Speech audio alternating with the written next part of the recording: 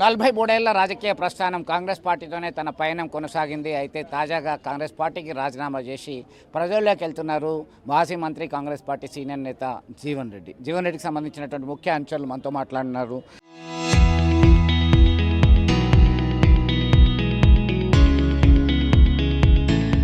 వారంతా సిద్ధంగా ఉన్నారు. వారి పయనం ఎటు, వారి అభిప్రాయం ఏంది ఒకసారి కనుక్కుందాం. ఏంటి అసలు ఇప్పటికే ఇటీవల కాలంలో అనేక పరిణామాలు జరుగుతున్నాయి. మీరు ఎట్లా భావిస్తారు? మీరు ఏం మంతనాలు జరిపారు, ఏమీ సూచన ఇచ్చారు? మొట్టమొదట మా కుటుంబ నేపథ్యం, సార్తో పయనం, ఇన్ని సంవత్సరాల రాజకీయ జీవితంలో దాని గురించి మొట్టమొదట ఒక 2 అంశాలు మేము చెప్పడానికి ప్రయత్నం చేస్తాం. దాదాపు సారు పయనంలో మా కుటుంబం, మాది సిరోడపల్లి గ్రామం, గొల్లపల్లి మండలం. నేను గొల్లపల్లి మండల కాంగ్రెస్ అధ్యక్షుడిగా కూడా దాదాపు 10 సంవత్సరాలు పనిచేసినాను. అలాగే జగిత్యాల బార్ అసోసియేషన్ అధ్యక్షుడిగా ఉమ్మడి కరీంనగర్ జిల్లాలో జీవనన్న ఆశీస్సులతో అన్ని బార్ అసోసియేషన్స్కు అధ్యక్షుడిగా కూడా నేను పనిచేసిన సందర్భం ఉన్నది. ఇందులో భాగంగా నాకంటే ముందు మా తండ్రి గారు అయినటువంటి సత్యనారాయణ అని మా శ్రీవళపల్లి గ్రామంలో నన్ను వేలు పట్టి నడిపించుకుంటూ తీసుకొచ్చి అన్నకు అప్పచెప్పడం జరిగింది. అప్పటి నుంచి ఇప్పటి వరకు కూడా తనతో పాటే మేము, మా కుటుంబం, మా కార్యకర్తలు, మా ప్రజలు అందరూ కూడా అన్న వెంటనే కష్టమైన సుఖమైన వెన్నంటి నడుచుకుంటూ ఇంత దూరం మేము పయనించడం జరిగింది. ఈరోజు ఈ కష్టకాలంలో ఇంత ప్రజాస్పందన ఉంటుంది అని అంటే అసలు ఇది ఊహించని పరిణామం. రాష్ట్రంలోనే ప్రకంపనలు జరిగే సిచ్యువేషన్లో ఉన్నది. అయినప్పటికీ కూడా ఇంతవరకు కూడా కాంగ్రెస్ పార్టీ ఏదైతే దాని కొరకు అన్న వల్లనే ఇక్కడ కాంగ్రెస్ పార్టీ ఇన్ని సంవత్సరాలు సర్వైవ్ అయింది. వారి వల్లనే దాదాపు ఇక్కడ లెజిస్లేటర్స్ కూడా చాలామంది ఎలక్ట్ అయిన సందర్భం ఉన్నది. ఈరోజు తనకు జరిగిన ఈ అవమానాలు వారికే జరిగినట్టు కాదు, మేమంతా కూడా మాకు జరిగినట్టు ఫీల్ అయ్యి వారి వెంట భవిష్యత్ ప్రయాణంలో మేము అడుగులో అడుగు వేసుకుంటూ ఒక ఉప్పెనల జగిత్యాల జైత్రయాత్ర మళ్ళీ జీవనన్నతో పాటు ఇప్పుడు పయనం కాబోతున్నది. ఇది అంతం కాదు, ఇది ఆరంభం మాత్రమే. కాంగ్రెస్ పార్టీ ఏదైతే ఉన్నదో దానికి అందుకు బాధాతప్త హృదయంతో మేము మాట్లాడుతున్నాం. ఈ పయనంలో భాగంగా ఇన్ని అవమానాలు దిగమిందుకుంటూ ఇంకా అన్న అందులో ఉండడం కరెక్ట్ కాదనే భావన అందరితో కూడా తను మాట్లాడి వారి అందరి సూచనల మేరకే ఈరోజు ఈ గడ్డు పరిస్థితుల్లో ఈ నిర్ణయం తీసుకున్నారు. దానికి మేము ఖచ్చితంగా కూడా ఫాలో అవుతామని తెలియపరుస్తూ జై జీవన్. మొత్తం మీద కాంగ్రెస్ పార్టీ అంటేనే జగిత్యాల గడ్డ మీద జీవన్ రెడ్డి అంటేనే కాంగ్రెస్ అంటున్నారు. అయితే జీవన్ అన్నతోనే మా పయనం, ఆయనతో పాటే మేము రిజైన్ చేసి అడుగులో అడుగు వేస్తామని చెప్తున్నటువంటి పరిస్థితి. మీరు ఎక్కడి నుంచి వచ్చారు? మీరు అశోక్ కుమార్, మాజీ కౌన్సిలర్ జగిత్యాల్. నేను గతంలో ఎన్ఎస్ఏ ప్రెసిడెంట్గా జగిత్యాల్ విద్యార్థి దశలో ఉన్నా. తర్వాత 2014లో నేను మున్సిపల్ కౌన్సిలర్గా జీవన్ రెడ్డి గారి సూచన మేరకు పోటీ చేయడం జరిగింది. ఆ తర్వాత నెక్స్ట్ మళ్ళీ 2019లో నేను మళ్ళీ పోటీ చేయలేదు. తర్వాత నేను జగిత్యాల క్లబ్ సెక్రటరీ కూడా పోటీ చేసి గెలవడం జరిగింది. 2014 నుంచి వెళ్ళి మేము యాక్టివ్ రోల్ పోషిస్తున్నాము కాంగ్రెస్ పార్టీలో. ఎప్పుడైతే 2014లో కష్టకాలంలో అంటే మాకు ఎంతో ఒత్తిడి వచ్చింది. మాకు లోకల్ బీఆర్ఎస్ నాయకులు మమ్మల్ని పార్టీలో చేర్చుకోవడానికి ప్రయత్నం చేసినా కూడా మేము ఏ రోజు కూడా జీవన్ రెడ్డి సార్ని వదిలి వెళ్ళలేదు. 2019లో మా మీద కేసు పెట్టిర్రు ఎలక్షన్లో, నా మీద అంటే నా సహచరులు కాంగ్రెస్ కార్యకర్తల మీద. ఎవరు పెట్టిర్రు? టీఆర్ఎస్ ఎవరైతే ఉన్నారో వాళ్ళు. కానీ ఈరోజు మేము బయటకు వచ్చే పరిస్థితి తీసుకొచ్చిర్రు, వాళ్ళేమో కాంగ్రెస్కి వచ్చిర్రు. అంటే ఎంత దారుణం అంటే ఎవరైతే మా మీద కేసులు పెట్టిరో కాంగ్రెస్ వాళ్ళ మీద టీఆర్ఎస్లో ఉండి వాళ్ళే ఈరోజు కాంగ్రెస్ అంటుర్రు. అసలు మరి మేము ఒరిజినల్ కాంగ్రెస్, మరి మేము ఎక్కడికి పోవడు? మాకు ఎంత అన్యాయం జరిగింది, మరి ఎందుకు మా అన్యాయం గురించి దృష్టి పెడతలేరు? కాబట్టి ఇప్పుడైనా మరి మా సారు వెనకాల మేము ఉండి మా సారు ఏ నిర్ణయం తీసుకున్నా కూడా మేము కట్టుబడి ఉంటాము. ఎందుకంటే మరి ఇంత అవమానంగా ఇన్ని రోజులు ఉండడమే ఎక్కువ. ఎందుకంటే కష్టకాలంలో అంటే పార్టీ 3 సంవత్సరాలు ఇంకా గవర్నమెంట్ ఉన్నా కూడా సార్ పార్టీ మారాలనే ఒక ఉద్దేశం వచ్చిందంటే అది సార్ కోసం కాదు, కార్యకర్తల కోసం. ఎందుకంటే ఈరోజు నేను మున్సిపల్ కౌన్సిలర్గా మళ్ళీ పోటీ చేసే అవకాశం పోయింది నాకు. ఎందుకు పోయింది అంటే టీఆర్ఎస్ వాళ్ళు వచ్చి మళ్ళీ కబ్జా చేసి ఇట్లా లేకపోతే నేను మళ్ళీ మున్సిపల్ కౌన్సిలర్ అయ్యేటోని.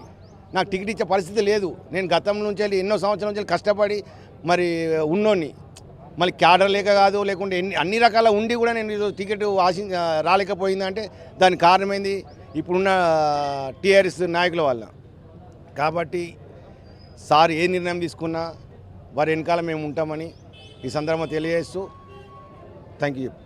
మొత్తం మీద సో కాంగ్రెస్ పార్టీ అంటేనే వారితో పాటు అడుగులు వేసిన అనుబంధము. అయితే తాజాగా మాకు వచ్చే అవకాశాలన్నీ కూలిపోయి అంటున్నారు. మీరేం చెప్తారు? మీది ఎక్కడి నుంచి వచ్చారు? మాది గొల్లపల్లి మండలం శ్రీరాములపల్లె. జీవనన్నతోని ప్రయాణం 1996 నుంచి వెళ్ళి కాంగ్రెస్ పార్టీ కంటే ఎక్కువ తన వెన్నంటి ఉండే, అంతకంటే ముందు జైచాల్ నియోజకవర్గం డీలిమిటేషన్ కంటే ముందు 2004 కనుక మా 8 గ్రామాలు తనకు అందుబాటులో ఉండే. ఆ గ్రామంలోకి వెళ్ళి వచ్చినటువంటి శ్రీరాములపల్లె. నా పేరు లక్ష్మీనారాయణ. ఈరోజు జీవనన్నకు కాంగ్రెస్ పార్టీలో జరిగిన అన్యాయంపై తన అభిమానులుగా తను వెన్నంటి ఉండి, తను కూడా మాకు వెన్నంటి ఉన్నాడు కాబట్టి తన కొరకు మేము ఎంతకైనా వచ్చి తన కొరకు మద్దతుగా తెలిపేందుకు ఇప్పుడు మాకు కాన్స్టిట్యున్సీ జైత్యాలు కాకుండా కేవలం తన మీద ఉన్న అభిమానంతో మేము గొల్లపల్లి మండలం నుంచి వెళ్ళి శ్రీరాములపల్లి గ్రామం నుంచి వెళ్ళి చాలామంది వచ్చినాం. ఈరోజు జరిగే సభ మామూలు సభ కాదు. ఇది 4 దశాబ్దాల కథకు ముగింపు. రేపు రాష్ట్ర కాంగ్రెస్ కావచ్చు, ఆది నాయకత్వం కావచ్చు, దాని పతనానికి ప్రారంభ సభ. 40 సంవత్సరాల కథకు ముగింపు, ఇప్పుడు జరగబోయే పతనానికి ప్రారంభంగా ఈరోజు ఆ సభ ఉంటుంది. ఏ నిర్ణయం తీసుకున్నా జీవనన్న గారి వెంబడి మేము ఉంటాం. ఏ నిర్ణయం అయినా సరే. ఇంతకుముందు రాష్ట్రంలో కేసీఆర్ పతనానికి ఈటెల రాజేందర్ కారకుడు అయినట్టు జైత్యాల జైత్రయాత్ర 70 ఏళ్ళలో జరిగిన జైత్యాల జైత్రయాత్ర మరొక్కసారి రుజువు కాబోతుంది. రాష్ట్ర నాయకత్వ పతనానికి జైత్యాల జీవనన్నతోనే చాలా అవుతుంది. అది రేవంత్ రెడ్డి కావచ్చు, కాంగ్రెస్ పార్టీ పతనం కావచ్చు, ఇది మాత్రం తథ్యం. ఎల్లవేళ జీవనన్నకు మేము తోడుకుంటాం. రేవంత్ పతనం దీంతోనే ఖాయంగా మారింది అని చెప్తున్నటువంటి పరిస్థితి మనం వారి మాటల్లోనే విన్నాం. మరో కార్యకర్త, మరో నేత ఉన్నారు. మీరేమంటారు?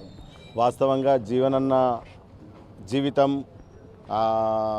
ఫస్ట్ తన మల్యాల సమితి ప్రెసిడెంట్గా, మల్యాల సమితి అధ్యక్షునిగా గెలిచి తర్వాత తను ఎన్టీఆర్ పార్టీలో ఉండి అప్పుడున్నటువంటి మంత్రివర్గంలో మొదటిగా కేబినెట్ హోదాలో ఉండి అప్పుడున్నటువంటి కారణాల వల్ల అక్కడ ఉన్నటువంటి మన చంద్రబాబు నాయుడు గారితో పొసగక సార్ వెళ్ళి మళ్ళీ కాంగ్రెస్ పార్టీలో 1985లో కాంగ్రెస్ పార్టీలో జాయిన్ అయినారు సారు. 85 నుండి ఇప్పటి వరకు దాదాపు 4 దశాబ్దాలుగా పైగా సారు కాంగ్రెస్ పార్టీకి సేవలు అందించిండు. ఫస్ట్ కాంగ్రెస్ పార్టీ అధిష్టానం గుర్తుంచుకోవాల్సింది అది.